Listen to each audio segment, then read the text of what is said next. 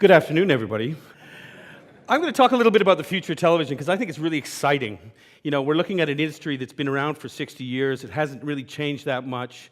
There's a value chain that's kind of been the same since the beginning that, works around brands that, go to agencies, and agencies then go to broadcasters, and then broadcasters work with production companies who then create content that we consume at home. It's very much a 10-foot lean-back experience and has been traditionally over the past 5 or 6 decades. But I think TV is going to change. And there are a number of really good reasons for that. We've seen change in both print and music, for example, over the last 5 or 10 years that have radically altered the value chain and how it operates. Funny enough, I was in the print industry. My background is as a journalist. And it changed so fast, it was like I woke up one morning and there was 200 million bloggers out there. Suddenly, everybody was writing, and it kind of devalued what I did in a way, but also I had to look at myself and say, well, how do I reinvent myself in this new world where there is just a lot more writers, a lot more content being produced? I then went to the music industry afterwards. I tried that out for a while, and it was also interesting, but it also radically changed. We saw, we suddenly found a world that was disrupted completely by P2P and new technologies that allowed for people to consume music when they want it, where they want it, and what device they want it on, radically altering the value chain in music. That's why you see so many gray-haired bands playing to gray-haired people or older people like me that are 45, is because those guys aren't making money from their records anymore. The royalties are gone, so they're having to go back on the road and perform live. That's one of the problems. The only money in music really today is in merchandising and in live performances, because the fact is we're not buying music in the same way anymore. And economy of scale has not caught up yet. But let me go forward to the future of television. I'm using those two as kind of an example of how I think television is going to change. And I'm not an authority on television in any sense. This is my opinion in a way.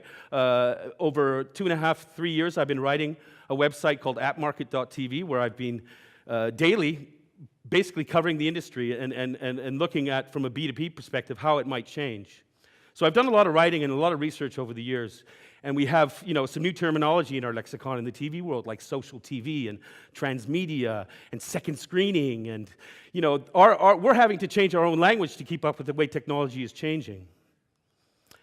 Now, I grew up without a TV, really, essentially till I was 14. My father was kind of a pragmatic, Dutch immigrant who didn't actually believe in television. It was the 60s, that kind of thing. And, I mean, that's not me and that's not my family, and we didn't sit around the fireplace and happily chat all day. But, we played games. We did things. We interacted. We had this really rich, I had a really rich growing up in many ways in that respect. We weren't all sitting around the TV with visual Ritalin. That's what I call TV sometimes. It is, when I talk about the lean-back, 10-foot experience, that's what TV kind of is in a way. I mean, there are, certainly we learn a lot from television. We enjoy it, but it is very unidirectional. It is very one-way. And it is a concept that many people have a problem getting around, is that TV might change. It could change because we're so used to that. And if I had an iPhone, I'd pull it out right now, but I don't, and say, remember when this was just used for phone calls? We are using devices in different ways, and I honestly believe that TV is going to change. And there are many good indicators and many companies working in this space now, and broadcasters, entrepreneurs, people willing to take risks. It is changing. The big walls of the TV industry are coming down. TV programs were made by decisions by people in Hollywood or Hilversum in small rooms that, they fed us what we think should be watched, rather than, us feeding them what they think they should deliver to us. So TV is becoming more interactive and more social today in many new ways. Here you can see, this is kind of like my family in a way. We have a couple of iPads now. And they're actually communicating. They're doing different things. They're multitasking. They're playing along with shows. They're, and the way we're consuming television, and I think you'll see by some of the statistics I provide in further slides from Nielsen and other parties, is changing. So the connected TV, I wanted to have an example of a gestural television, but I couldn't really get it to work very well myself. But Samsung's new TV is actually gestural, and it works on audio. So you can actually change channels by flicking, and you can talk to your TV. And it recognizes you as, when you sit in front of it, as being the person who has control in a way. So I guess the center position in the couch is now, it's not the remote anymore. It's like, I'm here, the camera's facing me. Yeah, I've got control now. So things are, we're looking at television. Certainly companies are looking at television in new, unique ways, how we interact with it. So the pace of change, I'm just going to pick a couple out of here, but you can see the timeline here. We're kind of working on Moore's Law in terms of innovation. It's rapidly changing the world we live in. TV took 13 years to reach 50 million viewers. iPhone applications hit 1 billion in 9 months. So if you're expecting that the lean-back 10-foot experience is going to be is solidified in cement as the way we consume television, think again. So here's some stats that I pulled out from AppMarket. 87% of US smartphones and 88% of tablet owners use it while watching TV. Wow. Not all of them are engaging with television. Actually, a lot of them are doing email and getting away from commercials, I think most people would agree. 62% of TV viewers pick up the phone as soon as TV advertising break starts. Now, that's an interesting statistic, and I'll tell you why. Because when I talked about that value chain of brands working with agencies, spending $200 billion globally, by the way, of a $500 billion industry, they traditionally bank on large audiences, and they bank on the fact that we're going to watch those 30-second commercials. Well, this kind of behavior indicates that people aren't really watching those commercials anymore. And the last 10 million audience in the United States for anything other than football was in 1999 with Friends. So they don't have those mass audiences anymore. And clearly, consumer behavior is changing, and they're actually doing other things when commercials come on. So that's creating a trigger and a very big threat to the way the current value chain works. How is content going to be funded if we can't do this? How are we going to make this work? And I can almost feel them trembling sometimes in the broadcast world because they've already seen what happened in music, and they've already seen what happened in print. And now they're seeing, the horizon of their own industry as being a little bit under threat. And the brands themselves, Red Bull, they don't buy 30-second spots, even though they have more than enough money to. You know what? They create their own content. It's called branded content. They actually created a whole lifestyle around their product, and they sell over 1,000 episodes. So now we have brands selling content? That's strange. There's also some companies like Endemol, you probably maybe heard of because you're Dutch, or Fremantle, and another company called All3 Media in the UK, who are also experimenting. These are production companies who create a lot of content that we watch, but they're faceless, they're nameless. We don't know them like we know the person who produces the music. They're just sort of the nobodies, the things that fly by at the end of the scene of the film or the TV show. These companies are now going direct to consumer. They're building applications, All3 Media in the case of the UK, on Google TV. So you know what? People can go to their Google TV application store, and they can watch the best of British television, and they can pay the producer direct. So then we're having really in a situation where we have an artist-to-fan relationship, which is the big buzzword in the music industry. Artist to fan, artist to fan, artist to fan. That whole value chain in music that used to be the artist, manager, promoter, record label, everybody else between the person who creates the intellectual property and the person who consumes it has all but disappeared. Lady Gaga doesn't need Ticketmaster to sell her tickets when she has 14 million followers on Facebook. That's the new dynamic. And in a way, it is, to me, it's about democratization in a way. Typically in the broadcast industry, they talk about disruption. I call it democratization. I call it breaking the walls down. I call it, technology has allowed us to not only create content easier, but we also have new channels to get that content to new viewers. So I'm going to explain this rather quickly because I'm running out of time, but this is sort of how I envision this new world.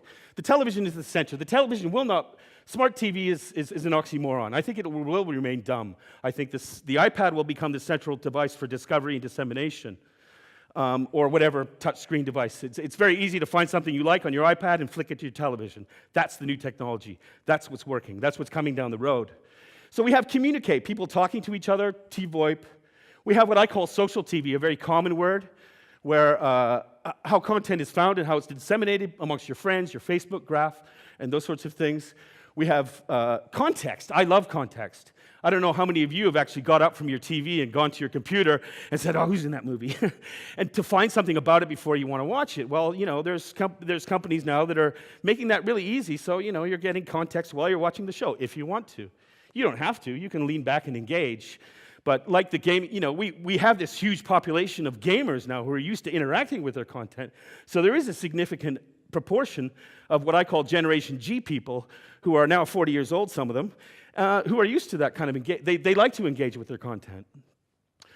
Personalization, TV that knows you. It understands your social graph. It looks at who your friends are. It gives you recommendations based on what you watch, what you watched before, and what your friends watch, perhaps. Kind of takes the serendipity out of it a little bit, but I think that's also something that's being worked on. Gamification, a clear one. A £1 million drop in the UK, live show on Friday nights, 150,000 people playing along in real time during the show on their second screens. They love it because they're smarter than the guy on the TV. Transmedia is a new word from Los Angeles, and basically it's the really creative writing production community who are looking at devices in a different way than we do.